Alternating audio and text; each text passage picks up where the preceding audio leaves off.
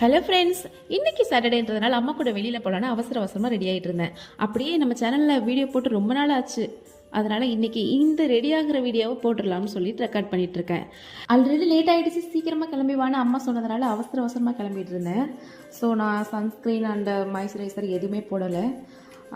இந்த வீக்கில் 4 days holidays வந்தது. 4 daysம் பிஸியாகவே எங்கேயாவது போகணும் அப்படின்னு சொல்லிட்டு நினச்சிட்டு இருந்தேன்.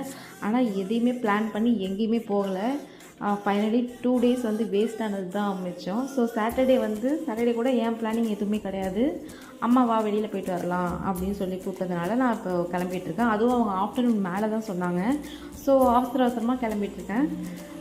எனக்கு நார்மலாகவே ஐலைனர் தானாகவே போட்டுக்க வராது. என் சிஸ்டர்ஸ் தான் போட்டு விடுவாங்க. ஸோ இன்றைக்கி என் சிஸ்டர்ஸ் 2 பேருமே வீட்டில் இல்லை அப்படின்றதுனால நானே கொஞ்சம் கஷ்டப்பட்டு ஐலைனர் ஒரு மாதிரி போட்டு முடிச்சிட்டேன்.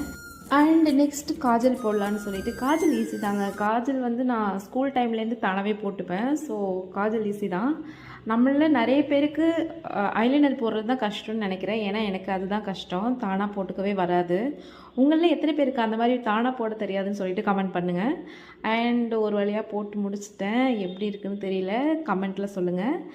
தென் 2 நாளைக்கு முன்னாடி வாரின தலையை பிரித்து மறுபடியும் வாரணும்னு நினச்சாலே கொஞ்சம் பயமாக தான் இருக்குது. ஸோ கஷ்டப்பட்டு இந்த பஃப் ஹேர் ஸ்டைலும் நான் செட் பண்ணிட்டேன். இதுவுமே எனக்கு கஷ்டம்தாங்க.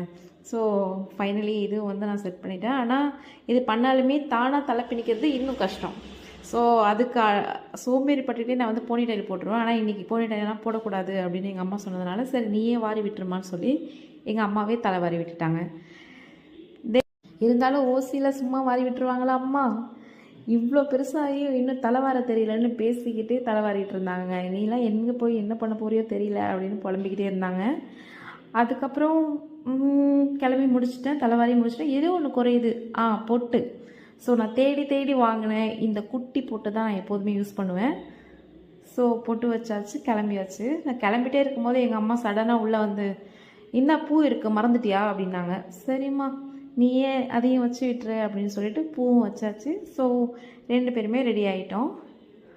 ஓகே, ஆல்ரெடி வெயில் அதிகமாக இருக்கிறதுனால நாங்கள் சீக்கிரமாகவே கிளம்புறோம். பாய்.